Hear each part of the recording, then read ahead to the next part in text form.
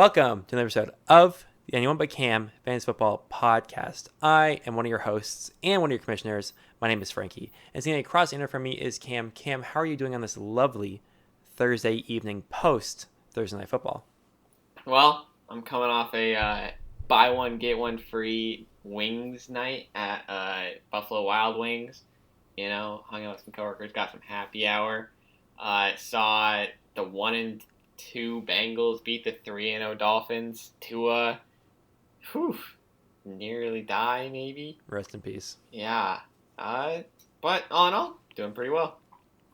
Is buy one get one free wings even a good deal? I feel like that bill would rack up pretty fast. Am I wrong?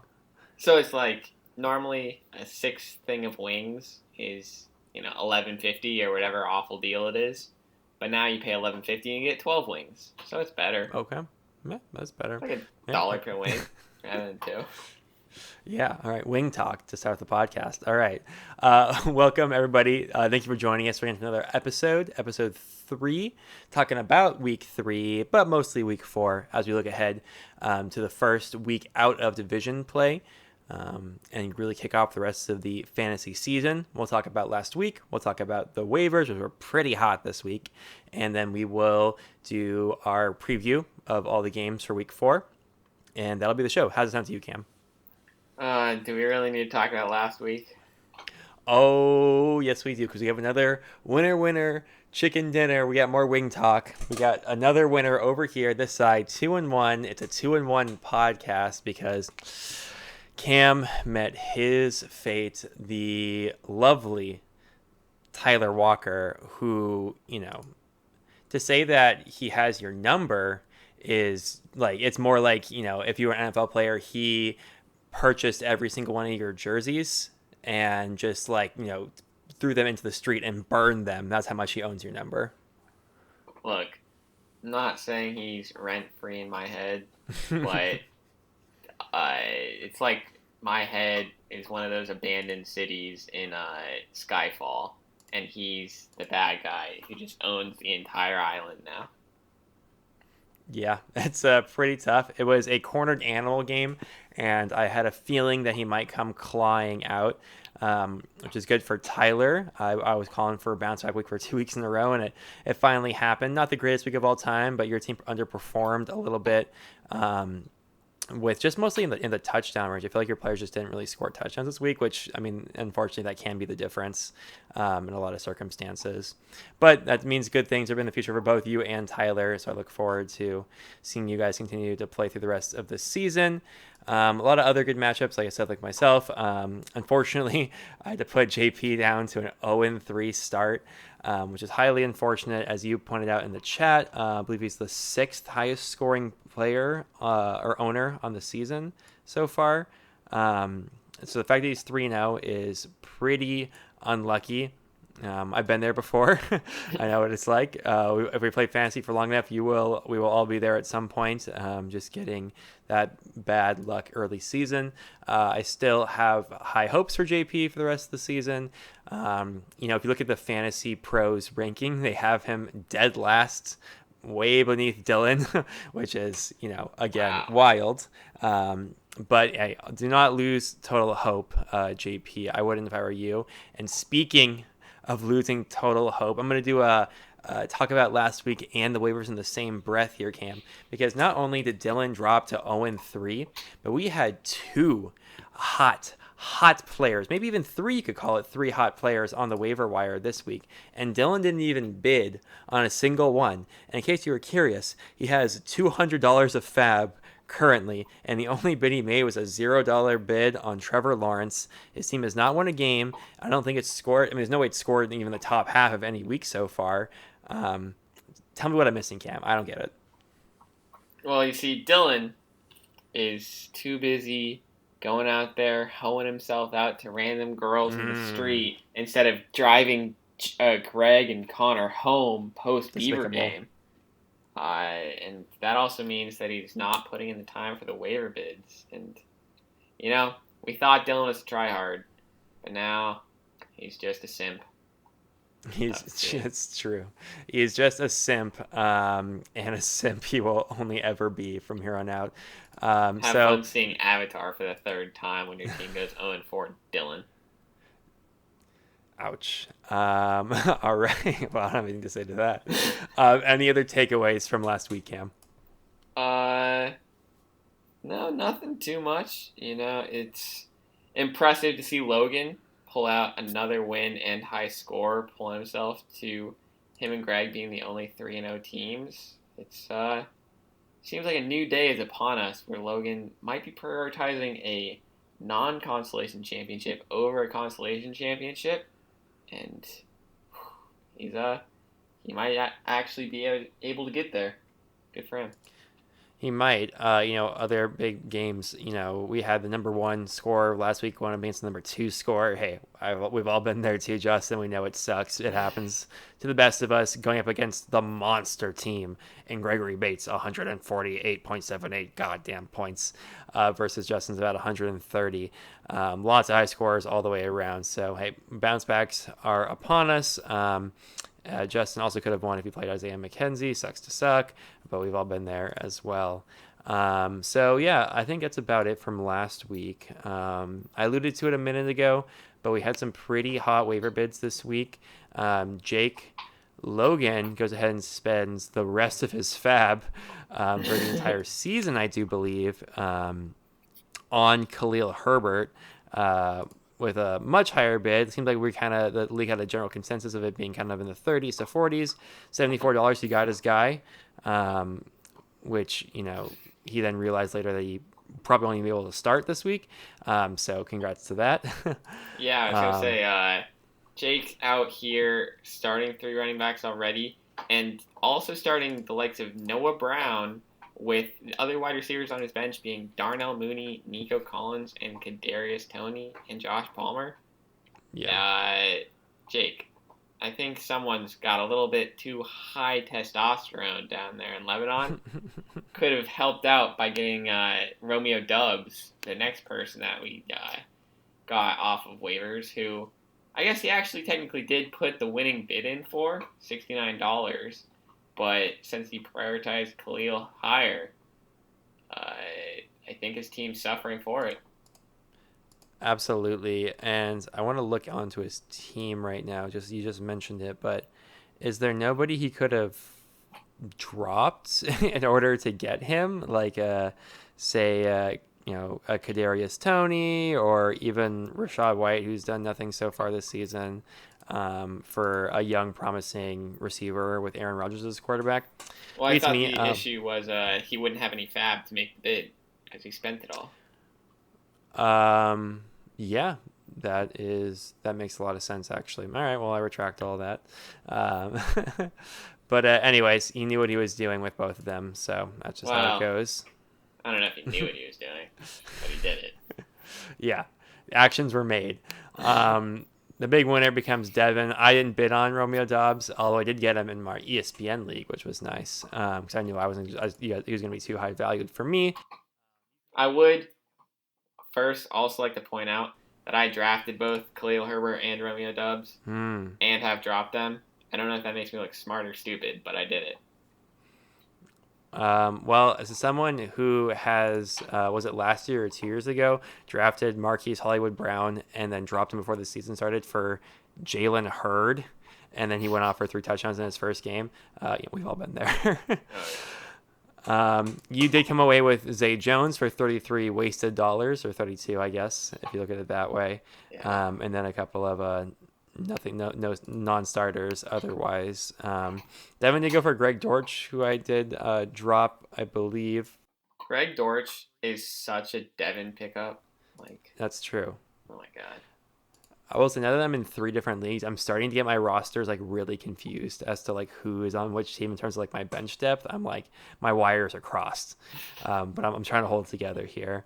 So that's about it for the waivers. Nothing else much going on there. So I say let's go ahead and talk about week number 4, which is already kicked off this evening with some high power, well, medium powered offense from both teams, for the Bengals and the Dolphins. There's some big plays at the very least. Some big plays, a lot of volume for a Mr. Hill, who I believe saw 14 targets in this game. Comes with he has a 21-point game off of with no touchdowns, which is Oh, like almost against unheard you, of. I noticed. That's why it's so stingy. But you had T. Higgins who caught a long one. It's So true. And T Higgins outscored, my wide receiver three outscored his wide receiver one. It's no big deal.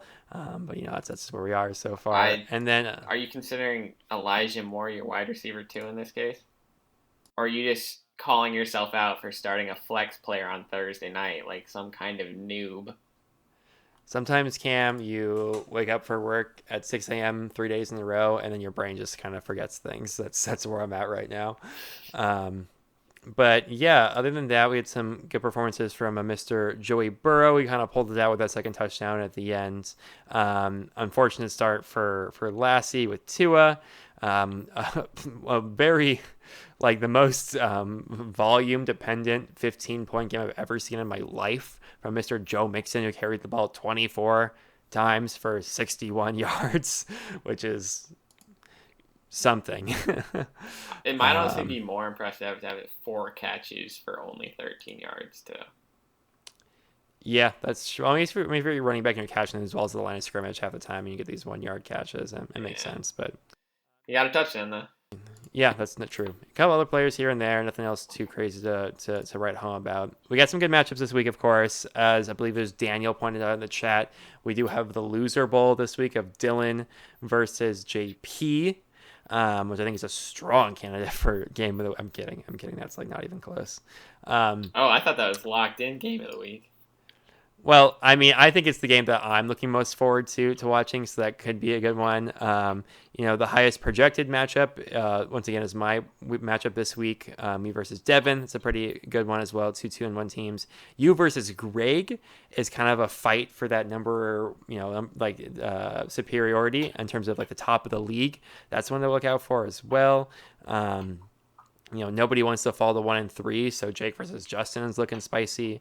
I think that Tyler has a decent enough shot to knock off the current leader in the league, with Logan here with injuries to both Swift and Kamara. So yeah, lots of different ways to go for game of the week. I think the funnest one is definitely Dylan versus JP. But is there any other one that you're looking forward to? Yeah, I mean, obviously I have some disposition towards mine. Me and Greg, two of the top three scorers in the league, duking it out. But just the idea that Dylan Mickinon, could go to 0-4. And if not, it's going to be JP, which would be sadder. But, I mean, at this point, JP's season has been so cursed that you'd understand it. True. I can't remember the last time we had a team drop all first 4 games. Seems, I mean, it's literally a, 12% chance? No, Something, 6% yeah, chance. something along Oh that my lines. god. And how wild would it be if JP has another like solid week and then out of nowhere Dylan explodes to beat him after scoring bottom three the first 3 weeks of this season, basically. That would just be, we talked about dirt nap games last week. That is the dirtiest of dirt naps I would have ever seen in my entire life. Yeah, I mean, just looking at Dylan's team, he's still forced to start Juju Smith-Schuster. Uh, Currently the wide receiver 52 in PPR. Hooey. He's, oh my god, flexing Alexander Madison right now. Dude, and dude, what's with Dylan also putting someone who plays early on Sunday in his flex? Come on, dude. Both Madison and Thielen in his flex. Yeah. I Uh, mean, is Madison really the better play over ETN? Like, I I understand that Dalvin has this shoulder injury, but Dalvin's plays through injury every game, it seems like. Yeah, and Dylan's benching Ayuk, who, I mean, I get he's underperformed, but I don't know. At least he's got Jimmy G back. What a just sad, sad place to be. It's it's not great. It's not great, especially if we have like these when you have these you know Kareem Hunt has not done particularly well the last 2 weeks, and Atlanta is a little bit more on the average side in terms of defense. Could be still a good game for him, but AJ versus New England, so that's something you don't want to be. Trevor Lawrence going to Philadelphia to face the hottest team in the NFL. Not great. I'm not liking any. I'm not like. Just suffice it to say, I'm not liking almost anything from Dylan's side. Not that I'm loving a ton from JP's either. But I'm man, these currently teams. driving around begging JP through text to kicker flex. For the love of God, don't start Damian Harris. I get he scored a touchdown the last 2 weeks, but Mac Jones lost a leg last week. They're playing the Packers, whose only redeeming quality is their defense and their quarterback's love of hallucinogenic drugs. Mm, And Damian Harris hasn't topped 40% of the snaps on the season. You have Harris and Butker. Just put him in your lineup. it's a good point. I mean, both these teams are really just starting a lot of backup running backs. Of course, Damon Harris, the backup to Ramondre Stevenson, Pollard, Madison. Like it's Hunt. It's not great. It's not great, especially when you don't have the receiver talent to really pull you forward, or maybe you have the talent, but not necessarily the opportunity with people like DK and Juju. It's not great. Wow, for this to be the game we're looking forward to, I've now talked my way completely out of looking forward to this game. It was like I don't know, being really excited to watch a movie night movie that Alex suggested, and then you turn it Mm. on and you just see a grainy footage of weird people getting attacked by giant cats, and you're just like, why did I commit 2 hours of my life to wanting to do this? The perfect analogy. Let's touch on the other games really quickly. Your game is looking interesting as always. Saquon versus the big man and Derrick Henry. Cordarrelle, who's outperforming almost every expectation so far this season. Currently, wide receiver running back number 6 so far. AJ Brown, Chris Olave, Mark. I mean, they got a lot of firepower here, of course, with Mahomes to anchor them down on Greg's side. Um, and then on your side, of course, you have, like I said, mentioned, Saquon, Amon-Ra, Gabe Davis, Cooper Kupp, a lot of really, really high-powered players. So this is, definitely looking to be, just on paper, one of the higher scoring games. The unfortunate part is you're starting Derek Carr, who's currently the quarterback 12, which isn't bad necessarily, but it's not quite. You're just you're not expecting the ceiling of what could be a primetime Mahomes night against a Tampa Bay team that's has a good defense, but is still a little bit searching for their identity. So some good stuff on both sides for sure in that respect. Any other notes for your game? Yeah, I'm. Greg's got some decently bad matchups. Tampa Bay has been solid at stopping quarterbacks, and Greg's Raven stack of Mark Andrews and Rashad Bateman are playing against Buffalo, whose secondary is beat up, but they have been still a solid defense. So I'm hoping for some good performances there, and then Gabe Davis and Amon Ra to not be too hurt, because playing anyone on my bench is fine, but not an ideal situation, as you can see by my $33 bid of wasted money on Zay Jones. Just hoping to get better depth and not having to start DJ Moore ever again, for the love of God. Yes. Not great. And I see you're going with a Damian Pierce start over Miles Sanders at this current hour. PPR points, they're not too far away. Actually, they are pretty far away from each other. Damian Harris is like 10 ranks below. So that's definitely a start set to consider as well. So, yeah, good stuff on both sides. Some question marks on your side with some injuries and some start sets. But looking forward to it for sure. Okay, next matchup we got Envy Daniel versus Lassie. We mentioned a little bit earlier at the with a decent Joe Burrow performance so far, and then a really unfortunate injury to Tua, as we mentioned at the top of the show. That definitely is going to cap Lassie's ceiling for this week quite a bit. Leonard Fournette's still looking for his breakout game of the season, looking for some, hit that touchdown regression. He gets Mike Evans off of a suspension, so he's probably going to be an angry man, which will be good for him. He's starting Jeff Wilson. Jeff Wilson actually did pretty well last week. Good for Jeff Wilson. But yeah, some. I'm just when your quarterback only scores 2.4 points, you're looking for a big performance from somebody to really step up. Not totally sure I'm seeing where that might come from, but Mike Evans has that. He's like he instead of having a goal line running back, he's the goal line receiver. So that's always nice to have.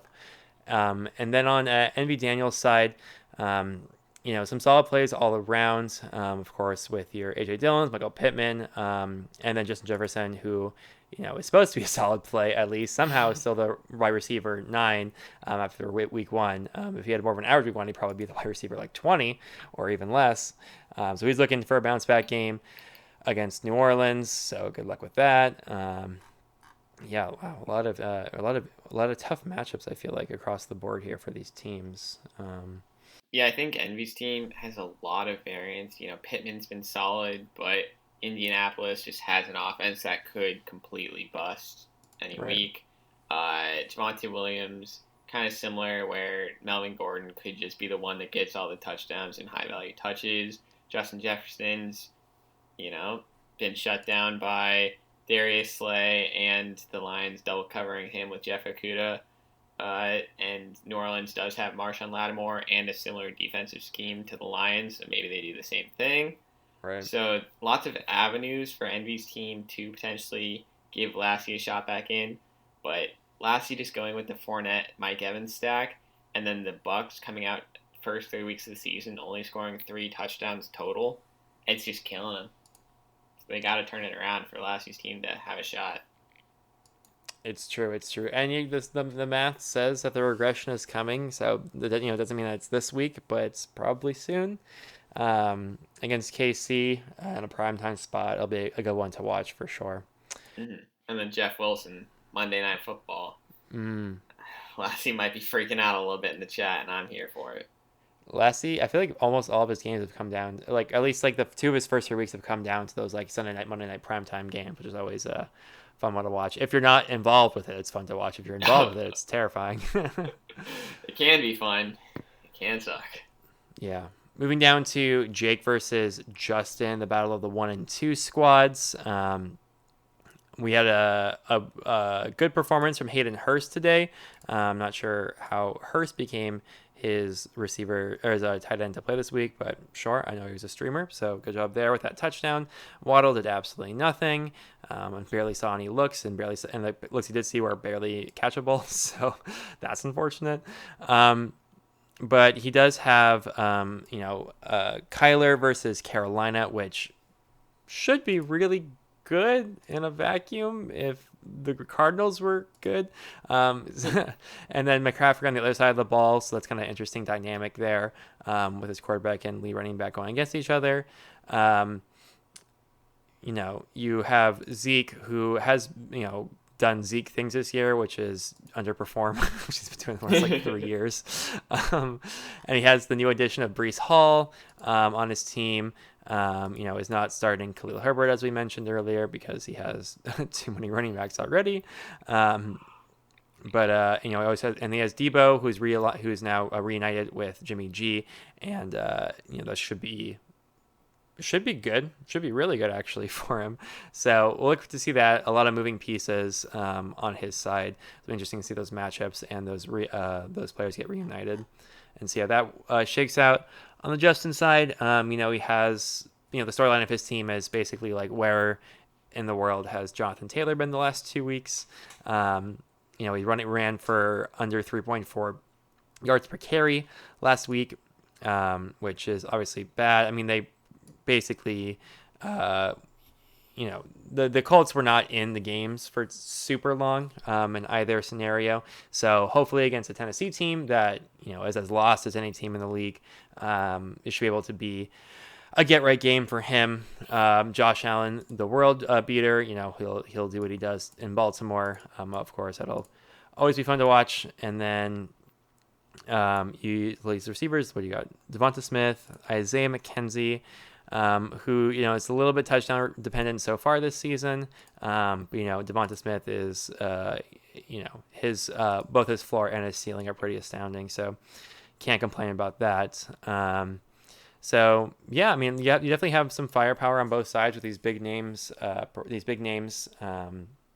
Unfortunate to see that Waddle didn't do much this week for the Jake side. So I mean, just based off that, it's looking a little bit nicer, I think, for that Justin side. But I could absolutely see this one going either way. Yeah, I think Justin's team is very high variance, which is interesting because Justin's always preached, if you just get a steady kind of floor, then you'll be good. But yes, Josh Allen has a good floor, but he can pop off, which Justin needs to rely on. Jonathan Taylor's kind of similar. Jamal Williams, with Swift probably being out, is going to be intense. Isaiah McKenzie, the stack, that's good. And then I think a lot of this is going to come down to the Cowboys game with CeeDee Lamb on Justin's side versus Noah Brown and Zeke on the Mm. Jake side. If the game swings one way or the other, it's going to hurt the other team, or yeah, the opponent here, and be intense. It'll be intense. All right, wrapping this up here pretty soon. We got two more matchups to talk about. So I'll breeze through this one here a little bit because it's Logan's. We don't want to talk about Logan for too long. Um, he is doing an interesting stack so far, or I don't know, you can't call it a stack. He's playing the defense against his own quarterback, the quarterback he's playing at an MVP level, the QB1 so far in the season. Going against the Bills defense, so you definitely you're capping your ceiling with that kind of play. I know. I'm also not a fan of rostering more than one defense at a time, and Buffalo defense is supposed to be really good. But as you mentioned earlier, they're pretty banged up. So we'll have to see if he adjusts on that front. Question marks, of course, with Kamara and Swift. Who let's see, Swift didn't practice Thursday, and Kamara is limited. So Kamara will probably play. Swift probably will as well. But I would not anticipate Swift to play. oh, really? You don't think so? Yeah. No. Why is that?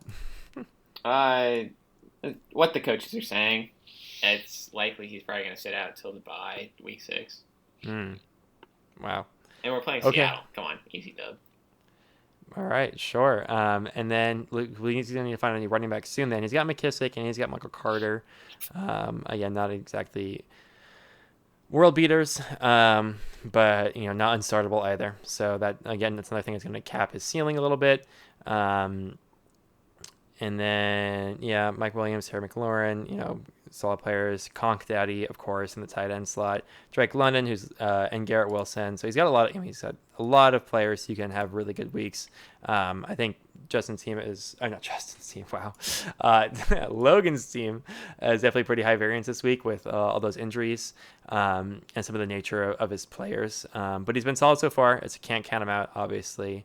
Um, and then I do look to see a good week here from Tyler as he just continues to slowly add more Jacksonville players onto his roster, which again seems like insider trading. Somehow he is still rostering their defense, which has been a good defense so far. So I can't blame him for that one. But rostering two defenses is a play. But James Robinson obviously has been kind of the mid-round breakout so far. I guess when was James Robinson? He's probably a late round guy, right? 9 or So 10, probably. yeah, he's late round. One of those late round values so far. Chubb can do it any day. To have a big game any week. Jamar didn't really see many looks tonight, so that's a bit unfortunate. But yeah, Evan Ingram, Gibson. Oh, that'll be interesting if we get a McKissick versus Gibson off. And then, yeah, of course, with Curtis Samuel as well. We had a lot of Washington. There are a lot of commanders in Washington D.C. and the Pentagon, and on both of these teams. You know, good for y'all, I guess. Yeah, I mean, Lamar Jackson's a world beater, and I think that'll be good for Logan. But I, I really worry about. I think if Swift doesn't play, which more than likely Logan would start Michael Carter, and then Logan's out here starting 3 Jets against the Steelers with Zach Wilson probably coming back as a quarterback. That's scary for our number 1 team out there. Definitely scary. And if Keenan Allen comes back to play this week, which I don't know if he's expected to either, I think he's supposed to. that could be another boost for Tyler's side as well. So And then we'd have Mike Williams versus Keenan Allen. Ooh. yeah, True, that could decide a lot. So if that's true and Keenan Allen's plays and he's 90% or better, I'm liking Tyler this week, and I'm thinking, heavy hangs the crown, and I'm not sure that Logan's scrawny neck is strong enough to hold that crown for too long. Yeah, we'll see if either Logan or Greg can come out undefeated because we're definitely gonna have a winless team, but we might not come out of week 4 with a undefeated team. Absolutely. All right, quickly now, our last game was my game against Devin. As I mentioned earlier, the highest predicted game of the week, which of course means absolutely nothing. Um, but yeah, some good. We had the interesting face-off tonight with Hill versus Higgins. Um, and then I have the future MVP of the league, and he has Russell Wilson. So good luck with that. And then he has of course Najee, who is so far is the running back 21, which makes sense because anytime the ball is snapped um, for the Pittsburgh Steelers offense, it is usually not a good thing happening on the field. I thought you were gonna So, say a child in Pittsburgh starts crying. well, I'm the child, but not in Pittsburgh, who is crying. um, and then he has James Conner against Carolina, who is limited in practice, but otherwise should be a good matchup. The stack with Hollywood Brown, Josh Jacobs in the flex, who is as about as steady floor as they come, and then he's going to roll out Dubs against me, which will sting if that works really well. And of course, I have my usual guys with Dalvin, who's coming off the shoulder injury. Doesn't have an injury designation so far. But he's going with New Orleans, so I mean, I don't know, not great. Ceiling there either. I have that other Jets player who's playing against Pittsburgh and Elijah Moore. And of course, Diggs, who's projected for 17 points. That's a really high projection for a receiver. It is against Baltimore, though, so that's nice. Cortland and Gerald Everett, who is bad at football. I've just convinced myself of after this last week. But yeah, it's good stuff all around from both teams. It makes sense to why they're projected, where both teams are projected pretty high. I obviously have myself because like I said, my wide receiver 3 is just outscored as wide receiver 1, so he's got no shot. Okay. I mean, yeah, your team definitely has the upper hand here.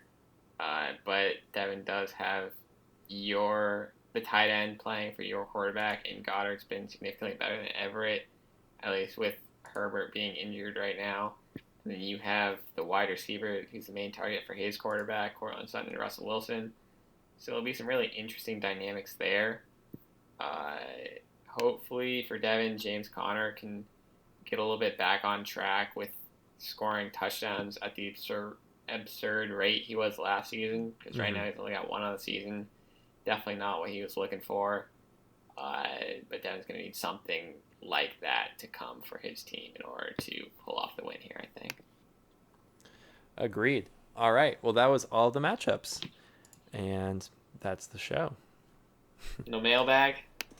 No, you know what? All right, this is the official call to action. If any of y'all have any mailbag questions, you can just send them to me however you prefer. We have anyone but Cam at Gmail email. You also all have my phone number and my Twitter DMs. So if you all would like to reach out for the Or mailbag sleeper question, DMs. or sleeper, yeah, there's a lot of ways to reach me. Unfortunately, there's a lot of ways for y'all to reach me. Anyways, thank y'all for listening to an episode of the Anoma Cam Fantasy Football Podcast. I have been Frankie. And I'm still recovering from B-dubs. You're going to be like that all night, I think, then. And we will catch you all on the next one.